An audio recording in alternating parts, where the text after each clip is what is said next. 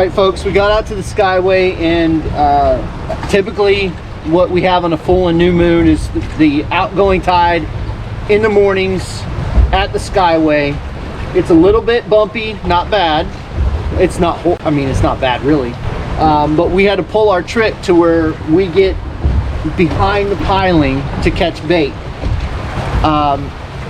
It takes a little bit of nerve to be able to pull your boat in here and get set up right, just right. You have to have sometimes a couple of people on the side of the boat to kind of push you off the pilings, but typically what I like to do is carry some buoys, but I forgot them at the office. But doing it like this allows that chum not to go very fast. If you look, you can see how fast that tide's going by, and it's ripping pretty good. So Chad's throwing it right on the piling, and what it's doing is it's creating an eddy like this. I know I talk about this a lot, but it's amazing as how much this helps when the tide's ripping like this. Like in that instance, Chad just got it on the far side over here and it ripped out like this. If he gets it on the back side of it, it literally takes it and swirls it down, and those bait fish will start showing up right here. And then I throw the net, and the net actually sinks a little bit slower. So as you can see, we've got some bait coming up into the column. So I know bait's here, we just got to be patient and get it up.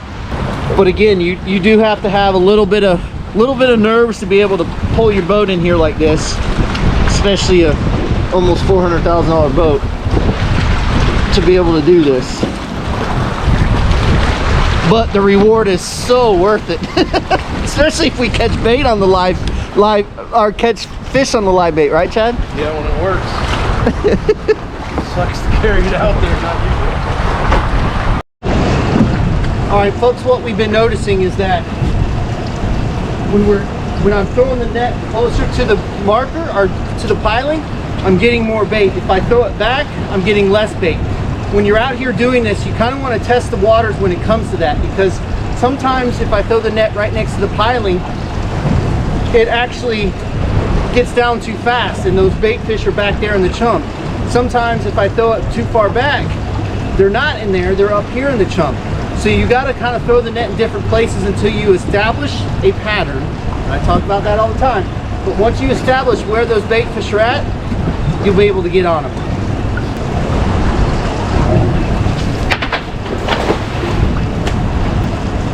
Now folks, I can already tell that this net's pretty loaded.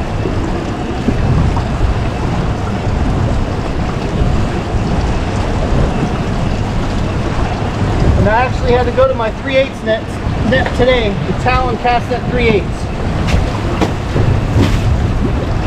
Photoshop.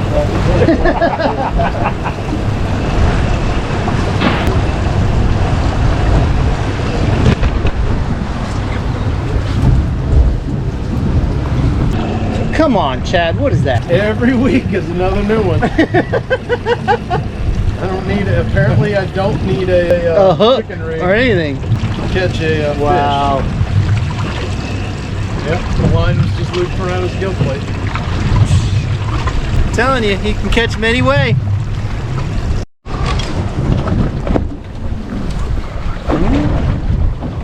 Gag? Yep. Brian, that's not what we're trying to catch. Story of my life. Come on. Chad. Yeah. Whose side of the boat is this? I don't see no name. It's all dirty. I would think I've been. Yeah, right. Well, folks, it is a little choppier than, but it's supposed to lay down today, but it's a little choppier than what we expected. But we're catching fish. We got to keep a red grouper in the box. We lost a couple others. We're fishing some new areas, as we usually do. But I'm going to get a little bit more detailed today about what we're doing, what I'm looking for. See, like I said, you can still catch gags on the south of the pipeline. We've caught a couple of them today. Yep, it sure is bumpy.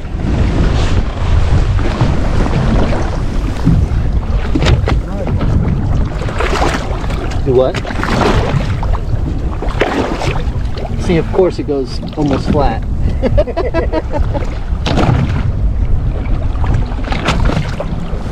There's that reused sardine. That reused sardine. Recycled.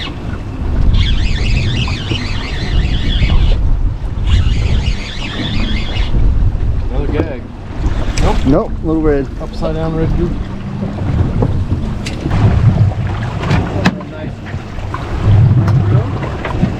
Nice release.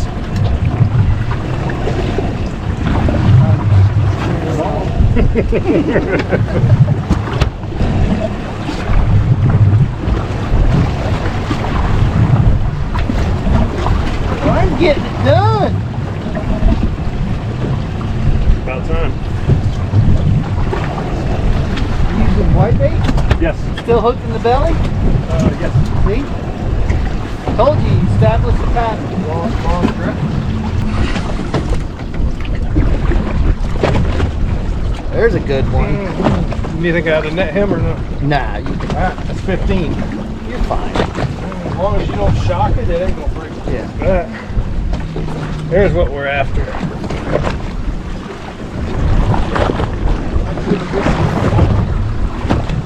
Good job. Look at this, guys. We are tearing them up there.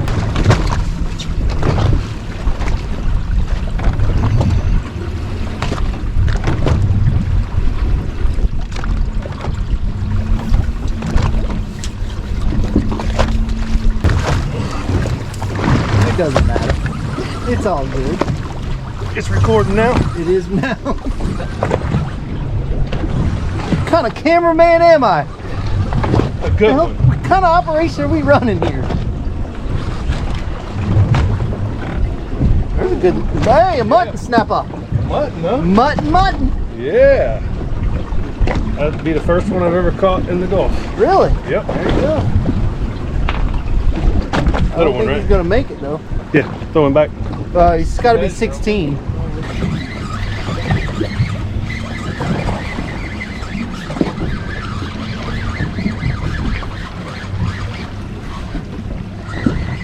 Nope. 40. Is it really?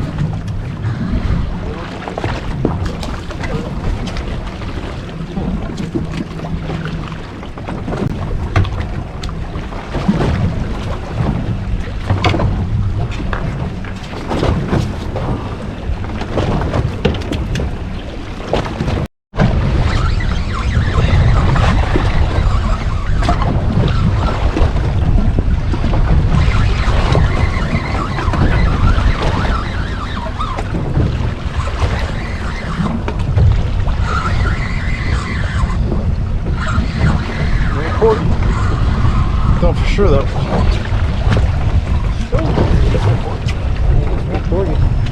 I'm not getting bit at all.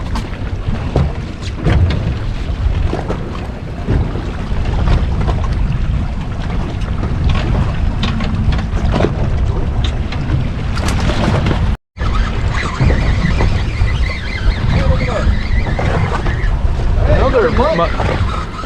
Another mutt. That's a mutt. Another mutt. Another mutt. 16.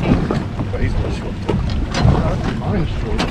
I said he's way short now. All right, folks, what we're doing is, again, I'm going to an area that I've fished in this area, but I haven't fished in this particular spot or the last couple spots that we've been fishing in. So as you can see on the Navionics relief shading, there's a slight little line right here. There's a slight little dip, like a little ledge, and it's pretty small, so you have to get on it right. And as you can see here, we've got a good show of fish coming in. We're catching mangrove snapper, we're catching hogfish, red grouper. Right when we pulled up, I caught a keeper red grouper. Chad got a hogfish. We're catching some decent snapper. So as you can see, this ledge is running like this. We have a heading of about 20 degrees right now. So it allows me to get to the front of this ledge, and we're working back the way the tide is working. We're working towards the back end of this ledge, and it goes all the way to here. And as I speak, Brian's got probably another. What do you got on, Brian? Another snapper? It felt like it initially. I'm not sure. Okay. He's been filling the live well full of snapper. Yep. Yep. Not a real big one, but we'll take it. But as you can see, there's a really good show of fish here. Oops. So they're coming off the bottom. So that right there, this type of look is letting me know that that's definitely mangrove snapper. For some reason, we were talking about this earlier, for some reason it just seems like we do better on the mangrove snapper south than we do north. Not sure why, but it just seems like that. We've caught more snapper today than we have in the last, what, 2 months or so, Chad? Yeah, at least since it's turned cold. Yeah. So it's been a while since we've caught a lot of decent snapper, but that's what we're catching right now, along with gag grouper and porgies and grunts and hogfish. So anything a little minute just like that, you always want to check it out. If it be out offshore or it be in the bay. If it looks different, check it out.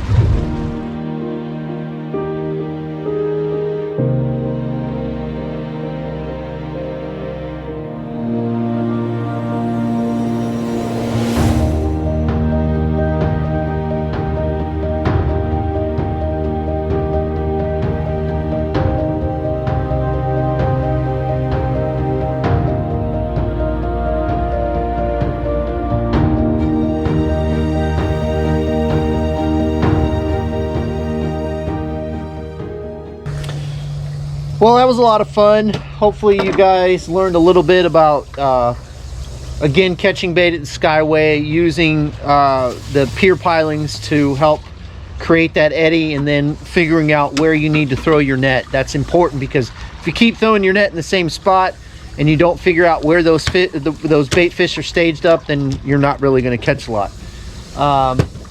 He's still alive, Chad. Kill him. But we caught a couple keeper red grouper. We caught a ton of snapper, mangrove snapper. We caught a ton of lane snapper. Caught some hogfish. So it was a successful day. We had a good time with Brian and Steve. I appreciate them coming out. Thank you very much, guys. Thank you for having us. It was a blast. It was definitely, we'll definitely have them on the boat again, but it was a fun time. Hopefully you guys enjoyed the electric chum cutter. Or not chum cutter, but chum maker. That wood chipper. You used it? No. Oh. Come on, Sorry. man. See, you just messed up the whole sequence.